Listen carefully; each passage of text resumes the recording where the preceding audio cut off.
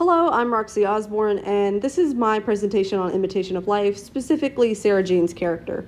So, before getting into Sarah Jane's character, I just wanted to give a brief synopsis of the movie. It revolves around four characters: Laura Meredith, her daughter Susie, Annie Johnson, and her daughter Sarah Jane. Laura meets Annie one day on the beach and decides to let her live with her in exchange for free housework. The movie revolves around themes of motherhood and racial identity, specifically passing, and that's where Sarah Jane comes into play. So Sarah Jane goes through a lot of turmoil in this movie. She's shown to be resentful of her mixed race heritage from a young age.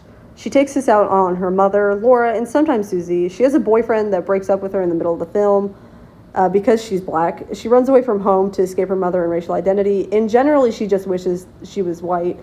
We don't see her truly be sympathetic towards her family until she mourns her mother's death. Just another thing I wanted to bring up briefly was the costuming in the film and how an article from the Museum of Film History shows how it adds to her character. You can see that she wears brighter colors to accentuate her lighter skin and even imitate Laura a little bit.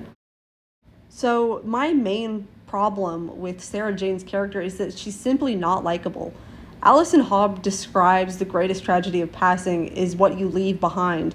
But why should we care about what Sarah Jane leaves behind when she's not been nice to these people even once in her life?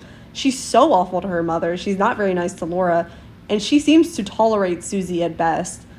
There's a great performance from Susan Kohner here, but unfortunately it just is not enough. And when she mourns her mother, it's too little too late.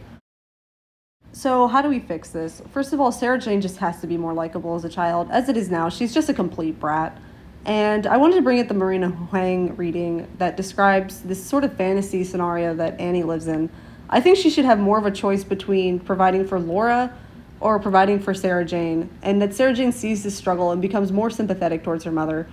So that way it doesn't come all towards the end. But I still think most of the plot points should stay the same because you want to keep those great scenes of Susan Kohner breaking down because they're integral to the movie and they make you feel for Sarah Jane's character and her struggle with passing.